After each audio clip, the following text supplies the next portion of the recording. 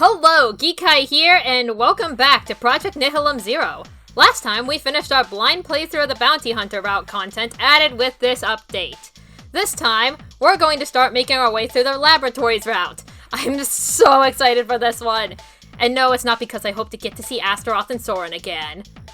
Okay, maybe it's a little bit of the reason, but it's not the only reason. Before I begin, I just want to mention some minor changes made to Tajala's file. Mostly just personal preferences. Quick note. Starting with the Act 2 updates, successfully completing the Sudoku puzzle grants an achievement. I did not realize this when I was doing that, and it just happened to my shock. Anyways, the actual changes. Since I figured out why the puzzle thing happened back in the day, I ended up making it that the second Spot the Difference puzzle from episode 9 was completed faster than the first one in episode 4. I also chose to ask Soren if he had that kind of strength too in episode 13 when discussing Tajala's power.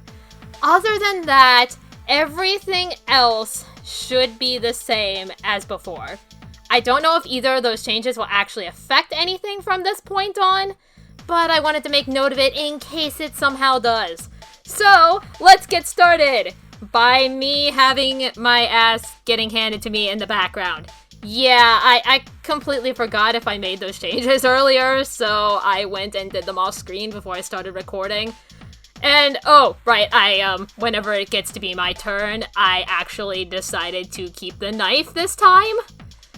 I don't remember if I did that before, but I just figured I would, because why not? I have a knife now. I'm going to stab you. And then I'm probably going to get knocked flat on my ass. Oh, I'm not dead yet? Okay, well, knife pen. I'm gonna knife you. Stabby stab. Yeah, fun fact, the, fight is actually kind of broken as of right now because of changes in the fight stuff. Every attack currently only does 10 damage, so that's kind of fun. That should be fixed by the time anybody sees this thing, but just a little note of why my knife pen wasn't doing, 15 damage or whatever it was. So yeah, let's just get on with it. I have a mission to fulfill. A heavy blow to the skull knocks you out completely. What is it with me getting knocked out recently? Like, alright. Anyways, there is our Laboratories route as we have all intended. Let's get on with it. Gradually, you regain consciousness. You still keep your eyes closed, but you can already feel every fiber of your body burning. You haven't felt this much pain in a long time. Well done. At least that's something you can do. Thank you. It's so weird hearing the voices, even though, like, because I know later if either of them show up, it's not gonna be a voice. It's like, oh god, that's so odd for me to hear now that, like, because I went through the Bounty Hunter route and completely, like, not any voices there, so that was funny. You open your eyes, immediately attracting the attention of both of them, unfortunately. Ah, well rested? I hope so. Because this little escape attempt will be your last. Without giving Lilith a glance, he presses a thin file into her hand and then shoos her away with a nod. Come on, don't just stand around like that. Of course. She disappears, leaving you alone with Zen. He begins to wander around the room. Very well. What am I going to do with you? Your power is a risk, and the games are postponed until further notice. He turns to you and fixes you thoughtfully with his cold gaze. Tell me, how badly do you want to stay alive? What? Am I stuttering? How much do you want to keep living? I thought so. You Exper are so attached to your pointless lives. Anyway, things are the way they are, so I'll make the best of it. Again, he turns to you and for a moment his eyes flash as if he's had an idea. I know exactly what we're going to do with you. Maybe you can be useful to our cause after all. With a satisfied smile on his lips, he turns away from you. You'll be making some new acquaintances soon. Anyways, episode 1, Bia. Let's be on with it. Sorry, that was bad. That was so bad. 01/11/2969. 2000 hours. South Lab Isolation Cell. So this is taking place at the same time as episode 1 of the Bounty Hunter route so far. I wonder if that's going to stay. I think it might stay the same with all of them. Like, the next one's going to be at, like, midnight. But I don't know, obviously. I've not played this. I've only played one route, but we'll see. It's at least starting at the same time, which is cool. That you had fallen asleep after Sun's visit only became clear to you when you wake up again. It had gotten colder, or maybe it just felt that way. Blinking tiredly, you look around. The walls are familiar. The door is locked, as always. You lift your head slightly, and immediately a dull pain shoots through your skull. For a brief moment, the memory of the fight with Lilith flashes before your eyes. Yeah, that fight was so hitting me that my words are all over the place. Probably because of that. You rest your head back down and let out a deep sigh as your gaze wanders across the ceiling. If you screamed, would anybody hear you? You roll your eyes. You already know the answer. Nothing escapes these cells. Not sounds, not smells, and certainly not you. Sen will probably just let me rot here forever. Wouldn't take much effort for him. Fits his style. You lie there in silence, minute after minute, unable to move, yet you notice that the straps on your hands and legs are looser than before. Just as a small glimmer of hope sparks inside you and you start to tug at the restraints, the door suddenly bursts open. You recognize the masks and the hair. Without a word, both step inside in perfect synchronization. You watch them in silence as they check the straps on either side of you. With a sharp yank, they tighten them more than necessary. Surprised by the sudden pain, you shoot both of them a furious glare. Ah. Too tight. Oh, God! Oh, I do not need to be that kind of person towards them. No, thank you. That's for another time. Oh, God. A little looser would be nice. The caretaker chuckles quietly behind his mask and tugs at the straps again while you bite your tongue out of anger and pain. Wow. So much better. You're welcome. The woman on your right side is no gentler. She pulls and presses the straps tight with just as much force. Throwing a final inspecting glance under the bed, she checks the last of the restraints. We're ready. Then your bed, along with you on top of it, begins to move. They pushed you out into the hallway, completely unconcerned as they bang the bed against the door frame multiple times while turning the corner. So, are we going to Zen? They keep pushing you forward, exchanging quick glances. Then laughter follows. Ah. Quite the opposite. Oh, thank God. That's all that I can think right now. Thank God it's not Zen I have to deal with right now. You're being taken far, far away from him. And from us. Oh, God. It's even better. Today is going great. Such a shame, isn't it? They laugh again, and you have no choice but to roll your eyes and let yourself be wheeled through the corridors. The flickering, blinding ceiling lights pass overhead. Door after door lines the hallways. Occasionally, there is a turn, followed by a loud clang in your skull as one side of the bed crashes into the wall. You say nothing because your thoughts begin to spiral again. Away from here? Where? Or am I going to die now and they're just taking me to the right place for it? Is this the idea Zen was talking about? You blink and realize they took you to an unfamiliar part of the lab. The walls are higher, the floor is dirtier. Everything is concrete, unlike the metallic walls and doors in other parts of the facility. Wrinkling your nose, you try to peek past the edge of the bed. Column after column passes by.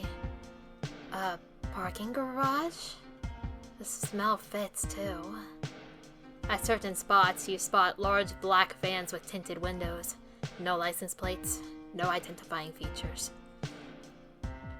They're heading straight for one of the vehicles. Its trunk doors are already open, but no driver is in sight. Will you drive? No. Who? No idea.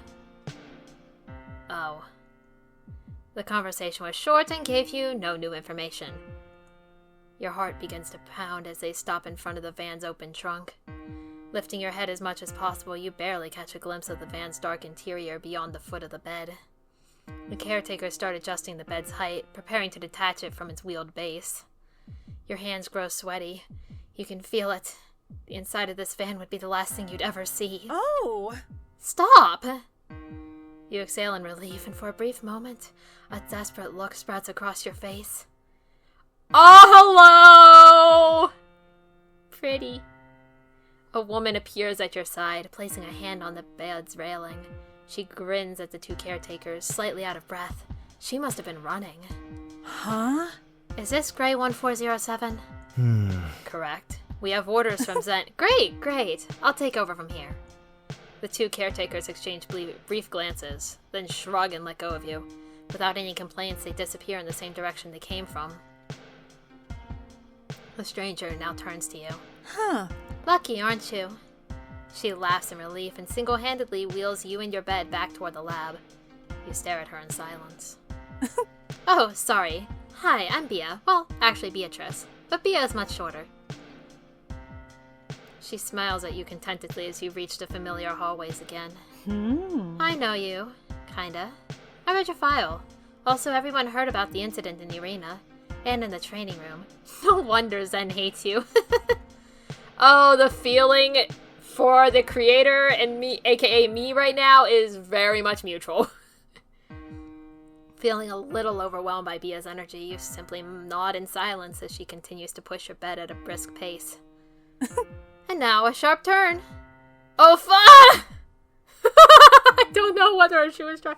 I don't know whether we were trying to say fun or a different word, if you know what I mean. Surprised by the sudden force, you dig your fingers into the bedsheet as Bia laughs and speeds down the hallway. Huh. Well, that changes my plans for today, and tomorrow, and probably the day after that. All because of you! Bia finally slows down and comes to a stop in front of a plain, neutral-colored door. So, if I'm not mistaken... She opens the door, peeks inside, and then grins widely. Huh. Perfect! Without hesitation, she wheels you into the room and closes the door behind you. This room looks familiar. Kind of like the one I woke up in, but without the table and all the little stuff. Right. All the rooms have the same basic layout depending on their function, but this room is usually unused. Years ago, when Exper was here... never mind. Everything's been cleaned up again. Cleaned up? Bia grins and loosens your restraints a little. Not much. You still had no real freedom to move. But at least your blood wasn't being cut off anymore. You sigh in relief and let your head fall back under the pillow. Bia keeps chatting, saying things that are more or less nonsense, making you wonder if you'd ever get answers to your questions. Eventually, Bia seems to collect her thoughts and takes a step back. Okay. Hi again. She folds her hands together. I work for the labs, and I have a great interest in you. The door bursts open, and Zen stomps in. God dang it! Get out! Are you serious? I had the schedules, transfers, personnel, and tests all planned out, and then you come in and mess everything up. He runs a hand through his hair and then shoots you a furious glare. Why is it still alive? He turns to Bia. Can you explain to me why that thing is still alive? I'm not gonna say a word. This is not my conversation. I'm good. That's for another playthrough. Bia waves her arms around animatedly, repeatedly gesturing toward you. How can you just throw something like Gray 1407 away just like garbage? Don't you feel that energy? Oh, I know exactly what kind of energy, and I'm telling you, it's not something to mess with. There's so much potential! Do you realize how much this could advance our research? Zen glared between you and Bia, visibly struggling to find the right words. That is not staying here. I'm not taking responsibility for it. Bia's eyes light up with excitement. Wonderful! Then I'll take full responsibility. Grade 1407 will stay under my supervision. I'll determine the security measures. Never You... Fine. He gives up. He actually gives up. You take full responsibility for any personal or material damage. If anything happens, you'll have to answer for it. He rolls his eyes and turns away, making it clear he is done with the discussion. Bia remains silent, waiting until the door shuts behind him. Then she grins widely. He always gives in if it means less work for him. Thank you. Bia looks at you, slightly surprised before a smile creeps onto her lips. No problem. This is a win-win situation for both of us. Yeah, I'm still alive. That's the win. As you continue to scan the room, Bia opens a few drawers, rummaging through them until she pulls out a set of bright white clothing. As she hands you the stack, you can smell the fresh yet slightly chemical scent of the fabric, freshly cleaned. You take the bundle and unfold the top piece. It isn't a simple t-shirt like the ones you, Soren, and the other Exper wore in the lab. It's a long-sleeved shirt with a turtleneck-like collar. Employee clothing. You look at Bia, both confused and questioning. Listen, here's the deal. She exhales and leans casually against the side of the bed. You're special, but I'm not afraid of you. Unlike Zen. Zen afraid of me is not a sentence I expected to hear tonight. What? You know what? Awesome. I'm proud of that. Screw you, Zen. She waves her hand dismissively in the air. You don't need to worry about the technical details. I'm offering you a place to sleep, clothes, food, and hygiene. In return, you let me run a few small tests on you. And if I refuse? Well... Bia looks at you silently for a moment. Then Zen wins and you'll be taken away. That would be the end for you.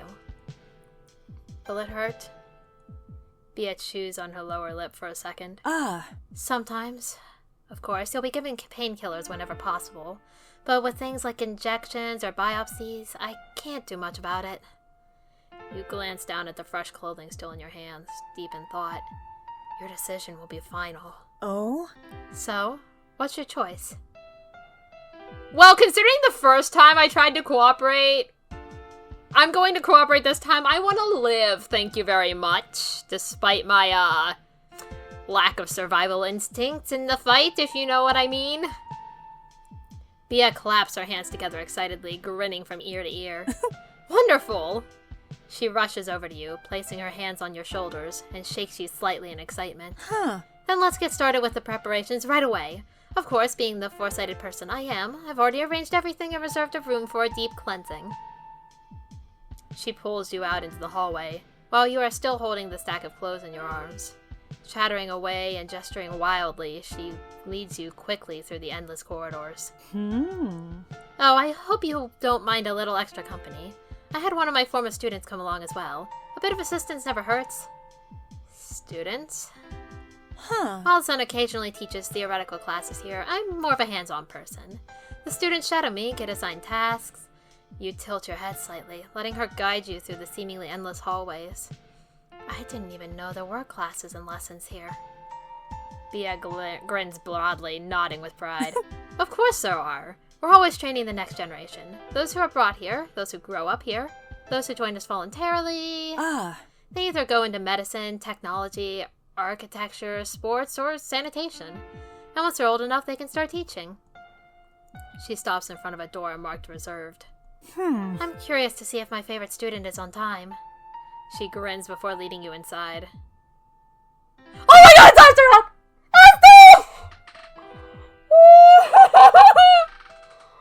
I'm so sorry. I'm sorry. I'm fine. I'm fine. I'm okay. He looks just as surprised to see you as you are to see him. Then his gaze flicks to Bia. Then back to you. I'm confused. This is Asta, former student of mine, but you two seem to already know each other, huh? Asta stutters, clearly overwhelmed. Oh, Well, yeah, I was assigned as Grade 1407 supervisor, and then the games happened, and... You smile. Tajala. Just call me Tajala. Bia grins widely as you and Asta reacquaint yourselves. Wonderful. Then you, Asta, should have no trouble preparing Tajala for deep cleansing. oh. Not at all. Only now do you shift your attention to the large tank in the center of the room. The massive glass chamber is already filled, waiting for you. You swallow hard. I have to go in there? Bia, who has made herself comfortable in a chair, nods knowingly. She gestures for Asta to get started while she explains. You just climb into the tank and stay above water. Then a few cables and tubes will be attached to you, and after that you will get very sleepy and take a little nap. You swallow again as Asta presses a few buttons on the tank's control panel. A loud hum fills the room, and the tank's lights flicker to life. Oh. So competent, Asta, huh? I'll ignore that reference to the incident during my exam, but thanks. Oh god, what happened? I'm fine with not knowing, but I kind of want to know. He approaches and takes a stack of fresh clothes from your hands. Oh, come on. It was really funny back then. I mean, it was just 2 buttons, and in your exam panic, you pressed exactly the wrong one. Bia, please. That was not funny for me. I threw up immediately after. Oh! He looks at you, clearly suffering, and whispers, Make her stop, otherwise she'll start sharing more of my most embarrassing moments. Remember the day Sen took over my class and you nearly collapsed when he yelled at you? To be fair, I probably would do the exact same thing. As Bia continues recounting Asta's misadventures, he finishes the last preparations. Then the time has come. Alright, you'll go in there and sleep for 24 hours. The liquid, tubes, and everything else will cleanse your body, your blood, and remove things like medication residues. After that, we'll take you out. You nod and step toward the tank, your heart pounding as you stare at the glass chamber you are about to willingly enter. Willingly. I trust Astaroth, it's okay. Asta turns away from you. Oh! I know, but, you can't go in there with clothes on.